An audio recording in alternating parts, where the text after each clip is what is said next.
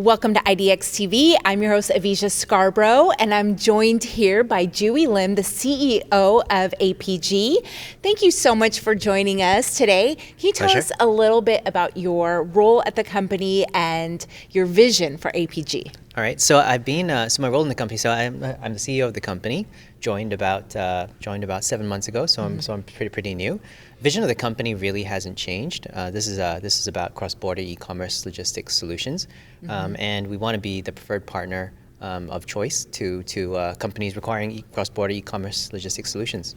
We want to be the partner of choice for companies and customers who want good cross-border e-commerce logistics solutions. We want to be recognized for our tech. We want to be recognized for our customer experience, and we want to be recognized for I think good answer. So speaking of tech, what are you doing to keep up with the latest trends? Oh, okay. So tech-wise, it's a really big thing from an APG perspective. Unlike many other companies in our industry, we build our tech mostly on a proprietary basis, but we integrate with people when we need to integrate for additional capabilities. So how we keep up to date is, first of all, so we've got a whole ecosystem of partners, and of course we attend events like this one. So there are many different touch points where we kind of talk to customers, talk to people, and find out what are the pain points, what solutions people are bringing to the game, and what are the new technologies that are being deployed. Yep. So what are some of the pain points? So I think in our space, a lot of it is cross-border e-commerce. It's a little bit more complicated shipping stuff cross-border versus shipping stuff domestically in markets.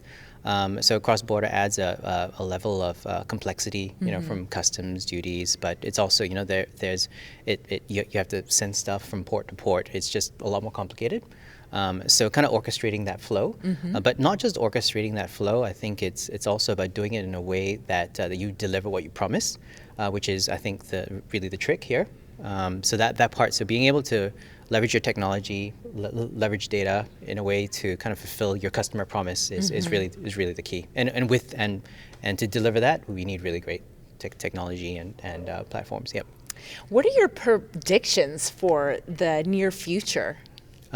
Near future wise, I think so the economy right now obviously is not doing that great at the moment, but as different parts of the world, it's kind of two speeds in many ways. Some parts of the world are slowing down. Some parts of the world are stabilizing. Some parts of the world are actually growing. So for us wise, it's kind of like how we ride that multi-speed economy and multi-speed consumption across the world. How we survive in areas which are not performing that well, but yet how do we ride the wave on areas that are? So that's really kind of the challenge for us. Yeah. For the year ahead. Yeah. So how do you meet those challenges? Oh, so it's very much about knowing who we are, what we're good in. What are the basic kind of competitive advantages that we have, and really trying to differentiate ourselves. Really trying hard to find new ways of doing old things, being different. Yeah. So I think I love that. That whole innovation and differentiation piece is really important. Yeah. I'm obsessed with innovation. Okay. I love out of the box thinking. Okay. Yep. Yeah. So that's hearing that you want to be more creative. Yes. Yes. That's great. What are your goals when you come to an event like this? What do you hope to achieve? So we are clearly it's kind of the best way to meet people. I think business at the end of the day is all people to people. It's and building relationships, all that stuff. So coming to an event like this actually enables us to kind of short circuit a lot of that person-to-person interaction. I found, during COVID, we were, a lot of us were on Teams and on Zoom, and, we were doing it all day long. We were jumping from one Teams call to another Teams call to another Zoom call, and we're just switching platforms all day long. There's a degree to which there's a degree to which you cannot build relationships like that. I mean, you can get stuff done, but at the end of the day, nothing beats like person-to-person interaction. Yeah. So at events like this, actually, it's really cool because, especially this one, because you get to meet like a whole range of customers, a whole range of carriers, a whole range of partners.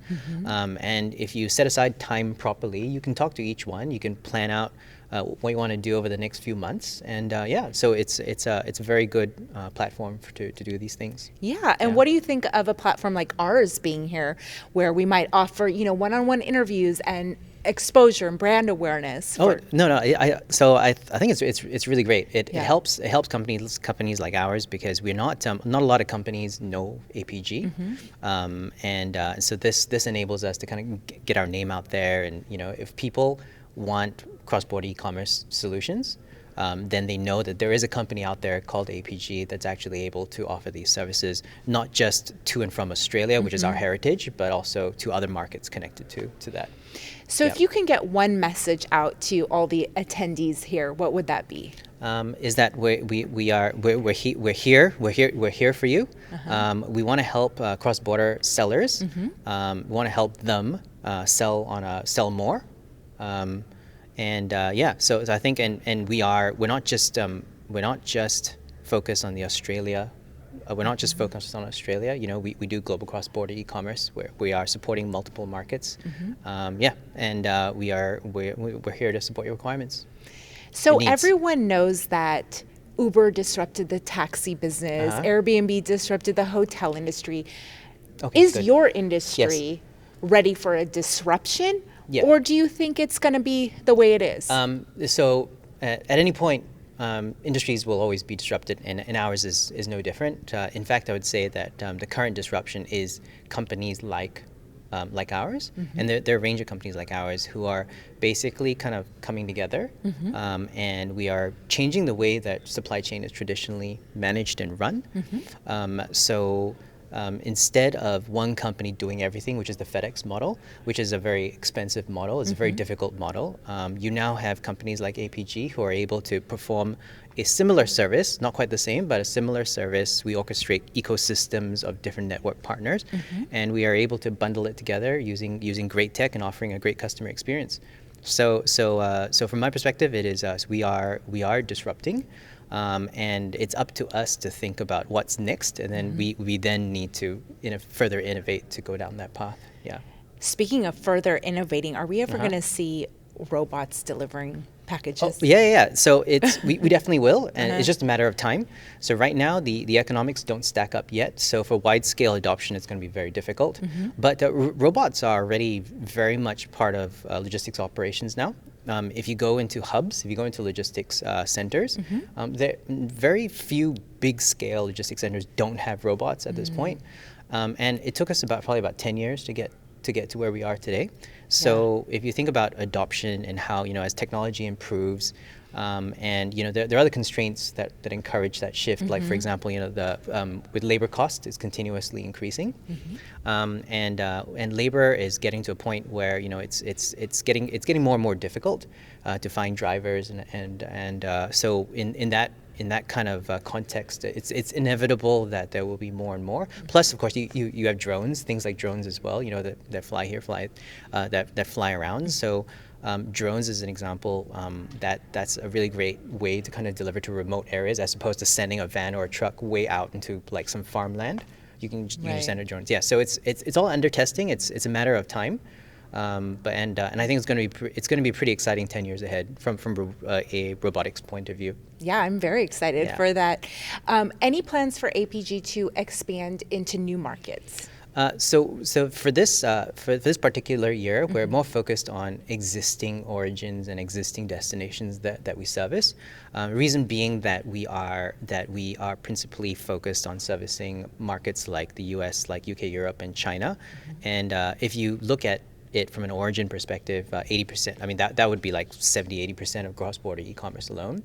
Our market share is relatively low, which means that we just need to improve our product, improve our customer experience, improve our services, and there's a massive amount of growth that we can extract out of these markets. Yeah, but we are continuously looking for new things that we can do. Out of these certain markets, there are all these emerging markets as an example. So like the Middle East, I think Middle East is growing as a very nice market for us. So yeah, so we're continuously we are on the hunt. We will button down and strengthen our core, but we'll also look for some of these niches on the side. Nice strategy. Yeah. All right. Well, for our last question, in the spirit of Valentine's Day, which is today. Yes. Happy Valentine's Day, Thank by you. the Thank way. you. Happy Valentine's Day back. What do you Yes. love most about your job? I love I love how it is so multinational.